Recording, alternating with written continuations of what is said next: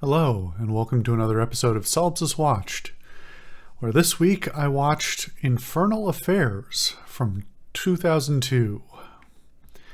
Now, this is a movie I've actually been wanting to watch for a long time, mostly because I've been aware for quite a while that this is the movie that The Departed by Martin Scorsese was based off of.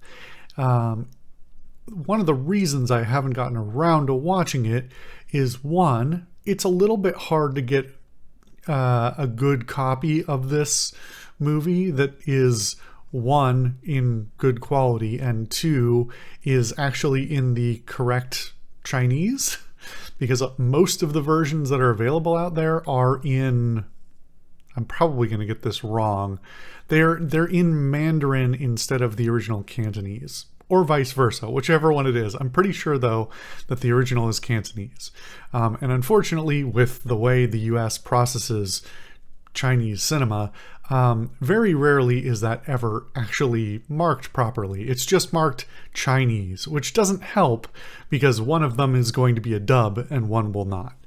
So I've actually tried to watch this before, got frustrated, didn't watch it, and I've also put it off because this is a trilogy of movies, in fact. This movie came out in 2002, and then it had two sequels, both that came out in 2003, which is kind of wild, but also Hong Kong makes movies at a different pace and in a different way than Hollywood does. So sometimes they can really crank them out and make them quite good despite that. So I was sort of on the I don't really have time to sit down and watch three movies kind of attitude for a long time, and I never wanted to do that.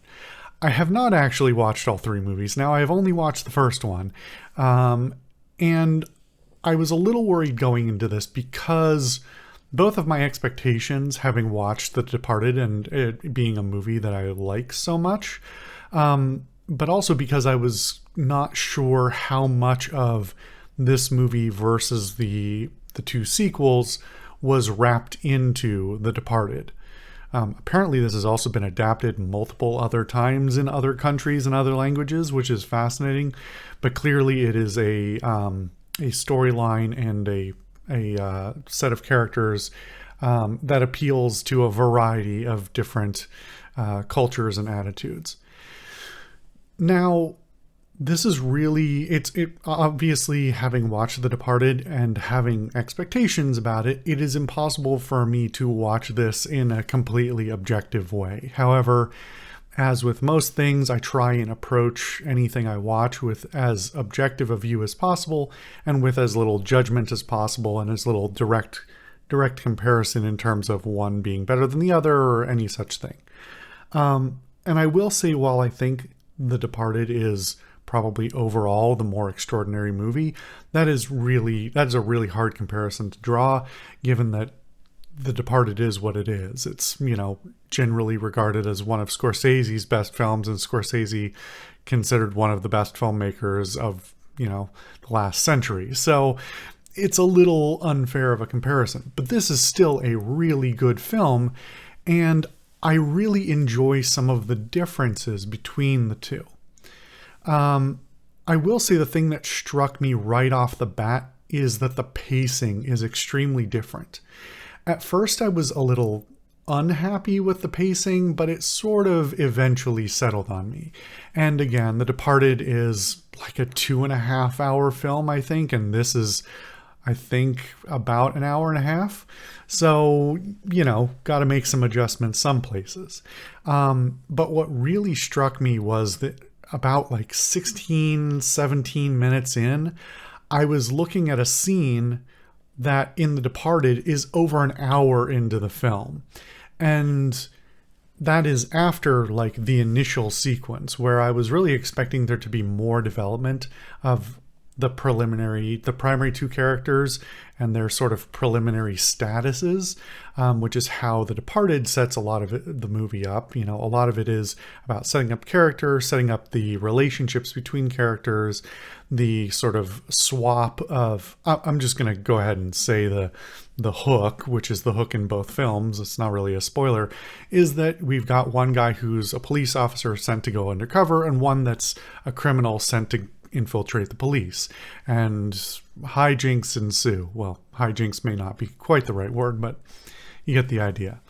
So the hook is the same, but The Departed spends a significant amount of time doing character development, validating like the ways that these characters convince their ways into the roles that they take, whereas this movie goes straight from like basically an intro scene into a 10-year time gap where they've already established themselves and very little is explained. And while I find The Departed more satisfying for my particular interests, that being character building, world building, that sort of stuff, I don't think it's really a problem the way they do it in this film. It's more of a that I'm going to chalk up to being my own personal problem having watched The Departed. If I didn't have that framework, I would probably not think so much of it. But within the first 5 minutes, 5-ish minutes, I want to say, they do that transition 10 years forward, and then do the setup of sort of the first set of confrontations between the characters and the factions. There's also a lot of similarities and differences in the cultural setup, the location setup, and all these sorts of things. The Departed is set in Boston in, like the 90s, 2000s. And it's, it's centered around, well, apparently it's centered around some like real figures who are, in sort of the organized crime there at the time. This Infernal Affairs is much more focused on a larger, both a smaller scale and larger scale, sort of faction war of sorts. So Hong Kong, we could get into a whole discussion of which I'm not really even very qualified to talk about the status of Hong Kong and how it's changed over time and the way that organized crime has operated between mainland China and Hong Kong, both during the British occupation and after it. But there's a lot to unpack there if you don't know anything about it. I would maybe do a little primer reading on that ahead of time if you're interested, but that's just the kind of thing that I'm curious about and have actually known about a long time before this, in part because of my interest in Hong Kong cinema. But this is possibly the most Hong Kong movie I've ever watched, not necessarily in the sort of stylistic ways that we've talked about previously with some of the other films we've watched from Hong Kong, but more in its setting. This movie is very steeped in a certain time and place and location, place, location, same thing, and focuses on the idea of Hong Kong sort of during this transitional period, shortly after its transition to localized rule. Hong Kong was given up by the British, returned its independence, or, well, pseudo-independence, that's a whole other discussion, in 97 or 98, I forget exactly, but just a few years before this movie was made and before it was set. And there's a lot that goes into that in terms of both the text and subtext of the film. So you have characters who are framed very much in this Hong Kong semi-British tradition of policing and versus this organized crime, the triads, and the type of organized crime operations and the multinational crime operations that go through a major port city like Hong Kong. Hong Kong being one of the largest trade centers in the entire world.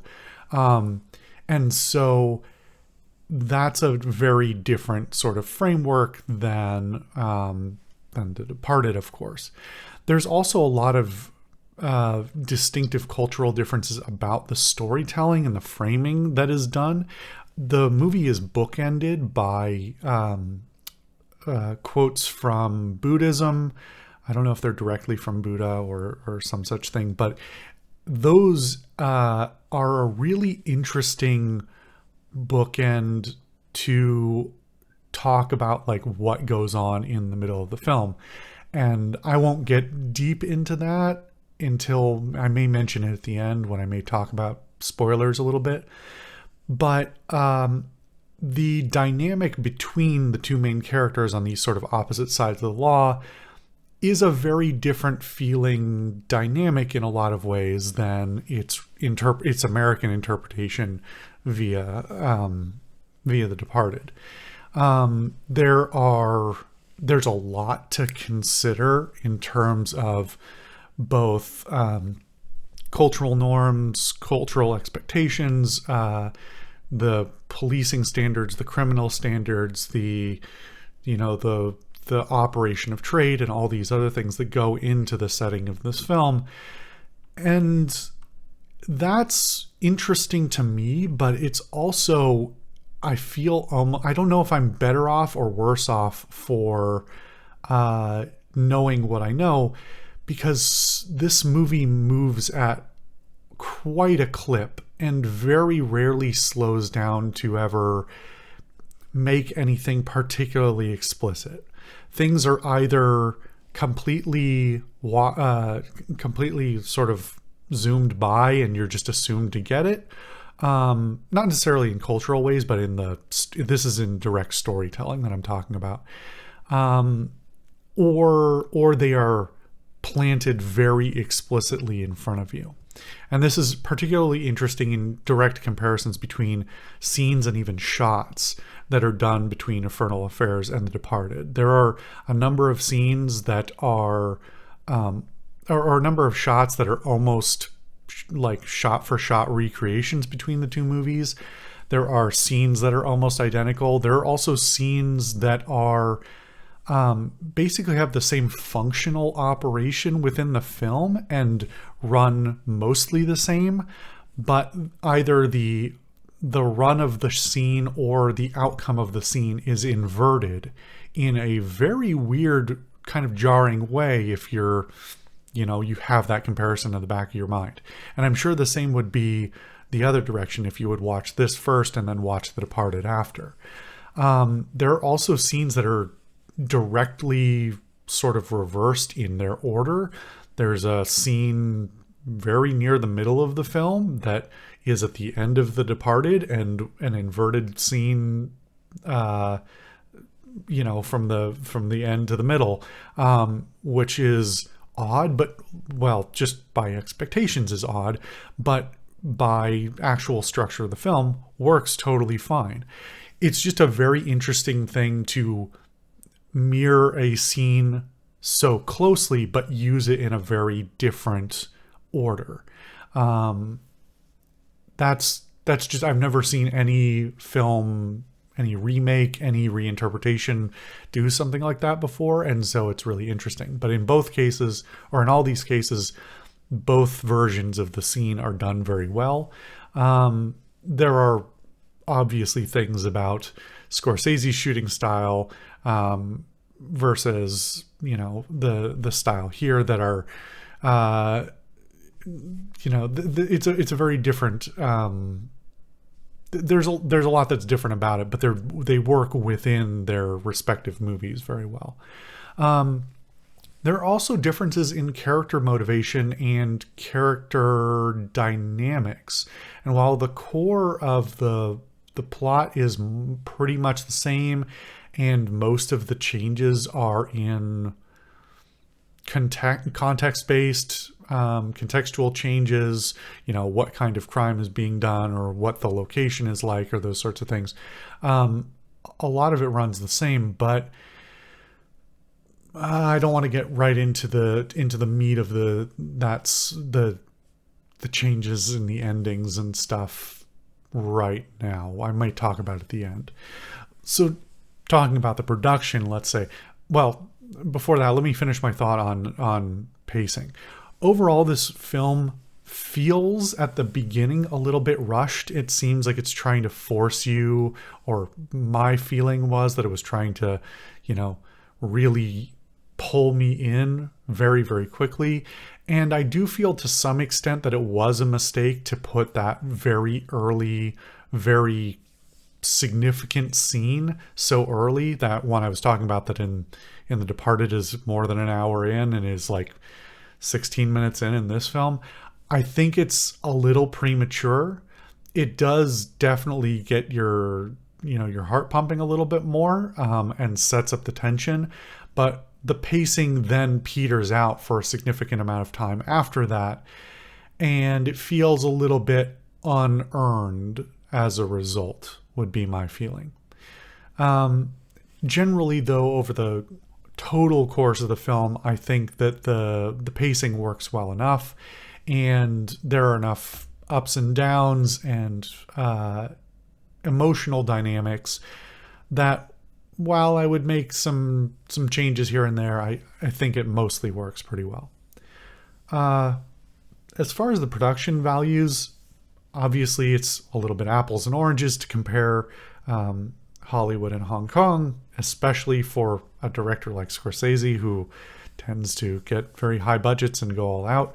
My understanding this was a fairly low budget film, 20 million Hong Kong dollars, which is, I don't know what it costs really to make or what it cost in the 2000s to make a movie in Hong Kong, but I think even at that time, that seems like a pretty low budget to me.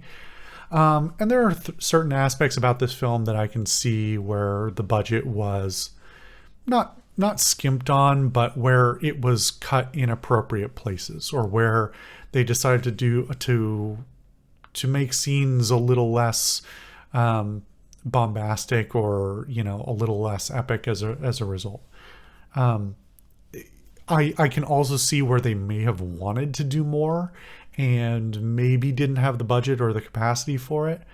And I do wonder how much of the budget went to the actors as well, since both Andy Lau and Tony Leung, who are big names in Hong Kong cinema and have been for a long time. I'm trying to remember what we may have watched on this show with one or both of them, but I can't remember off the top of my head.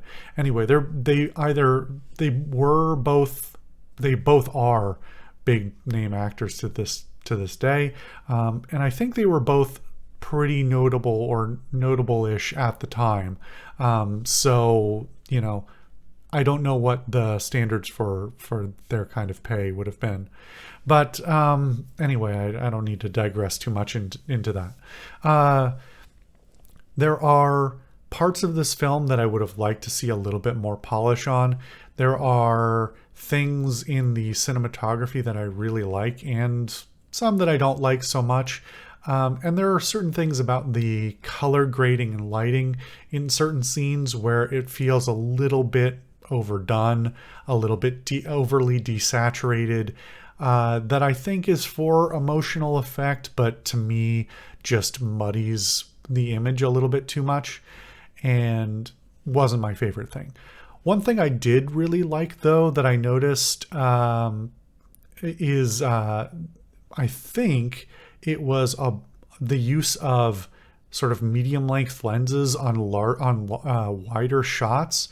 So you have this fisheyeing effect. It's not like really exaggerated like a fisheye, but you have this stretching effect that is notable while not being like jarring.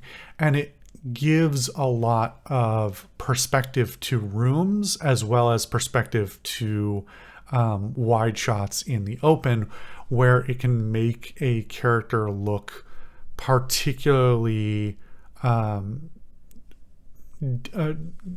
particularly different in size in contrast to the space around them, where you can capture a large amount of space around them without losing the detail in the focal point of the shot. It does distort the image somewhat, obviously, and I could see for people for whom clarity is the most important thing, they might not like that. I think it's an interesting lens choice and shot composition choice, and they do it with enough consistency that I came to enjoy it quite a lot. I don't think I know the directors particularly well. It's directed by Andrew Lau, not Andy Lau, different person. And then who's the other person? The other person is Alan Mack, who I think he may just be a frequent collaborator, but I don't know him off the top of my head. So yeah, I like a lot of what was done in the production and cinematography, but it's a little bit rough around the edges in certain scenes and certain shots. But obviously some of it was, I already said I liked a bunch of it, and obviously some of it was thought of as good enough from the likes of Scorsese that he basically cribbed their shots, completely. Not a lot of them, but enough that there was an appreciation there for what they did. Generally speaking, let's see, how do I talk about this? Yeah, I don't want to get too much into the details of the film. If you've already seen The Departed, then I think this is and if you've already seen The Departed and are willing to see a movie that is not quite the same, but is maybe very interesting, if you're a cinemaphile like me and like seeing the contrasts, I think this has a lot that stands out for it. I think it also just obviously stands on its own as a really solid movie. And possibly the most interesting thing to me is some of the cultural similarities and differences, as I already talked about a little bit. I'm going to get into well, I guess that's really spoilers for the ending, but it's not that dramatic. So if you really don't want the ending changes spoiled, then you can skip here. But if you've watched The Departed, I don't think the spoiler is that significant. So make your choice here at this point. One of the things I really like in the difference between the ending of this movie and the ending of The Departed is The Departed walks out. Well, I guess I should make explicit that I'm spoiling both films. The Departed ends on the comeuppance for, the infiltrating bad guy. That's a very Hollywood style ending. It's a very crime film style ending. It is in keeping with Scorsese's tendency to write and adapt and direct movies where there is a level of, as we even talked about last week, a level of elevation of a criminal aspect before a final sort of a final fall of one kind or another. And having Mark Wahlberg's character in that movie come in right at the end and just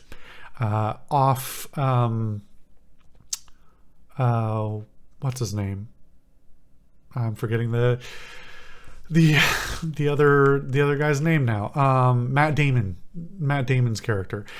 It's a very this is the final this is the final crime doesn't pay sort of narrative and the final, removal of the problem.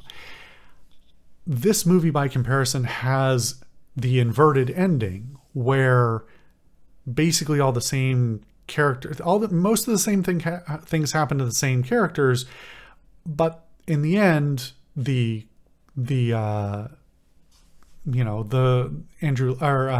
Andy Lau's character, being the infiltrating triad, gets to stay in his position.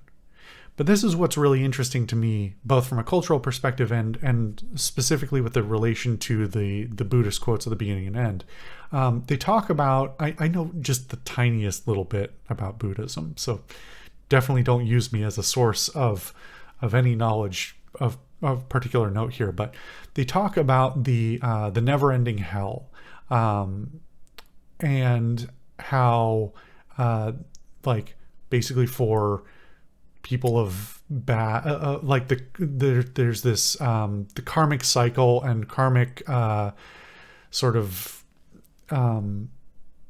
punishment or reward for the acts that you do in life. And so the beginning of both the quotes at the beginning and end of the movie make reference to that, but the beginning and end, some of the first and last shots in the film also make direct reference to that, where Andy Lau's character is shown at the beginning of the film going into he's going into the police academy so he can get up his rank or become a policeman, get up his rank and infiltrate the police to become the informant for his triad boss. And at the end of the film, and he makes reference to at the beginning of the film, he says, "I wish it was me that was leaving," as he's watching Tony Leung's character be quote unquote kicked out of the academy.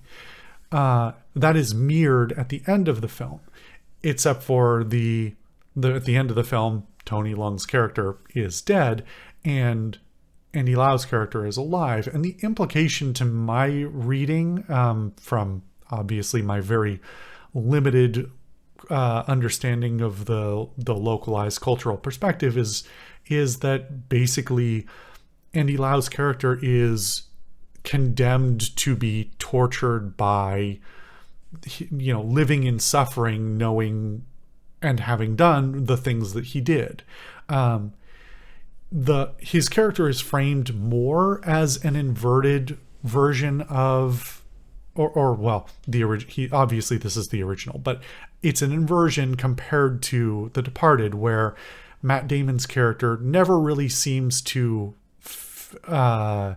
Maybe he's struggling with the nature of his double life, but he ultimately seems to keep some level of adherence to his criminal origins. Whereas by comparison, the framing by the end of the film is that Andy Lau's character is basically wants to wipe his hands clean of, or at least says that he wants to, wipe his hands clean of the whole connection to the triads and the boss, who at that point is dead. But similarly as The Departed, he is then drawn back in by other people who are also infiltrated into his side of things.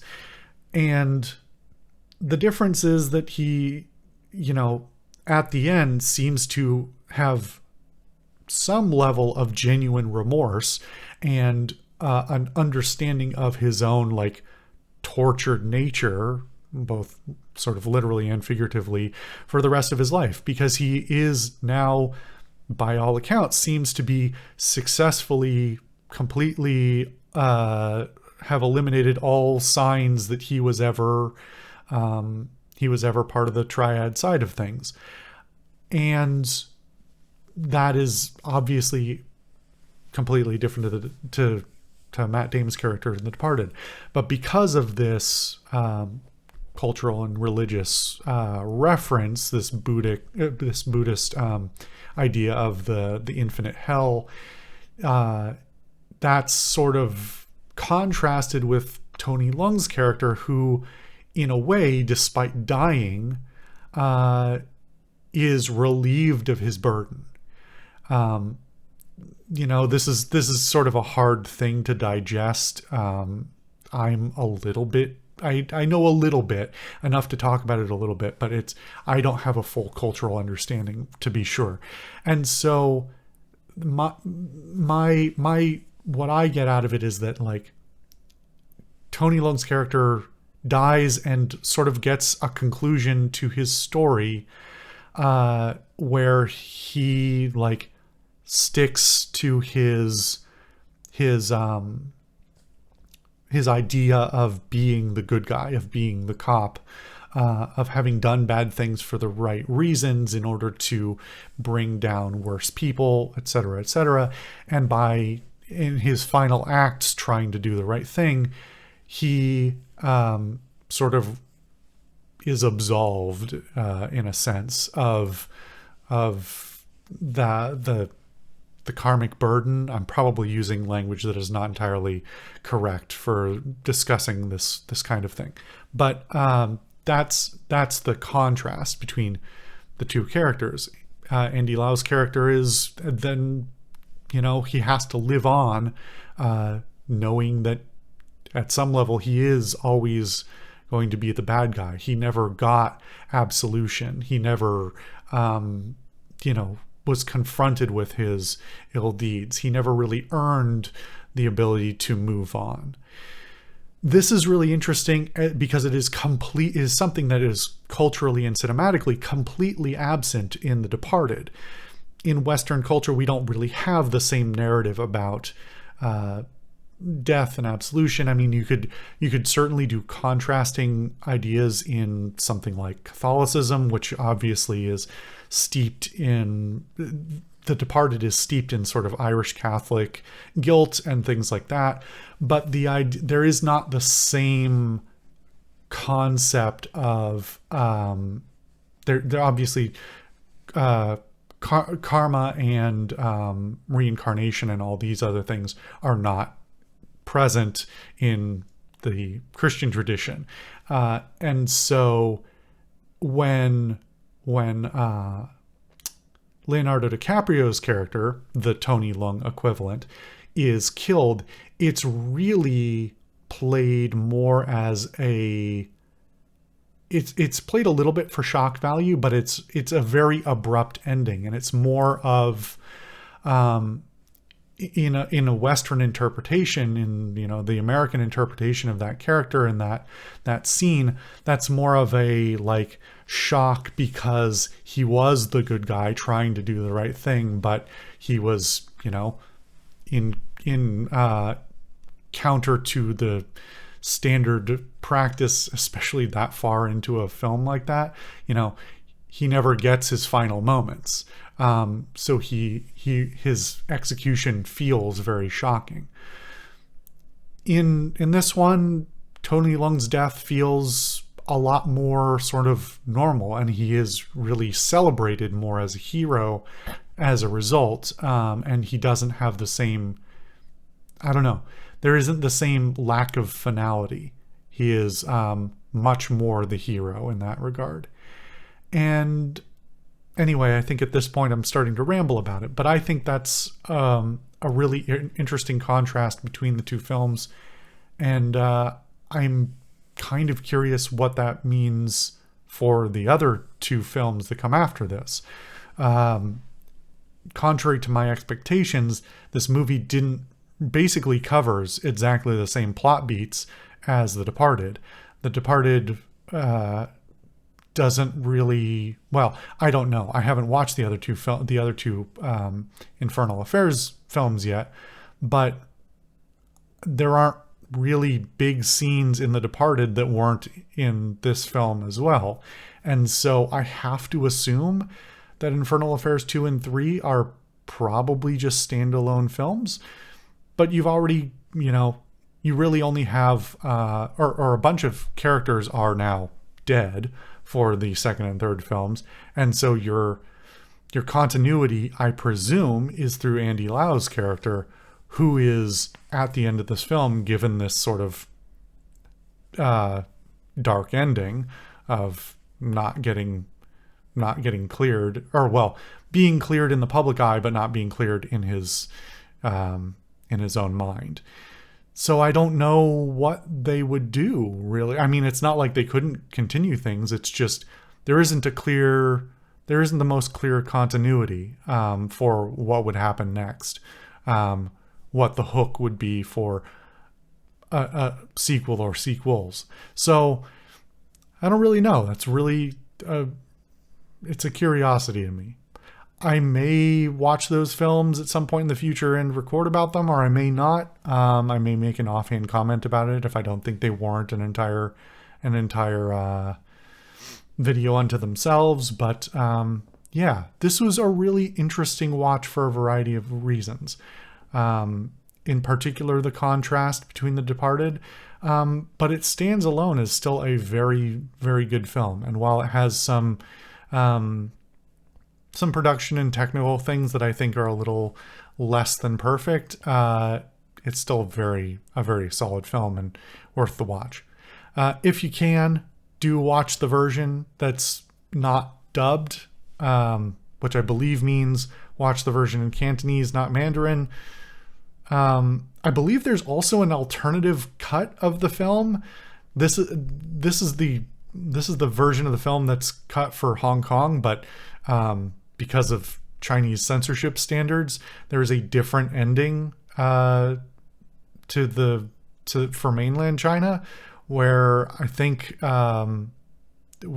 basically Andy Lau gets found out, and because they have or had, I don't know what the current standards are, but laws against any media that would glorify criminality. And so even though the whole framework of the film is really saying, even though he won, he's, condemned morally and karmically and all these things,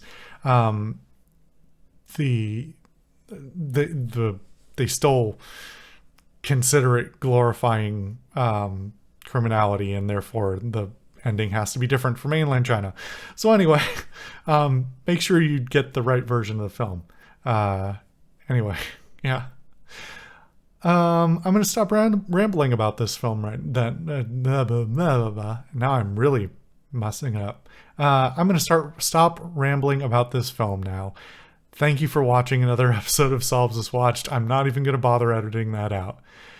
I will see you guys next time for something different.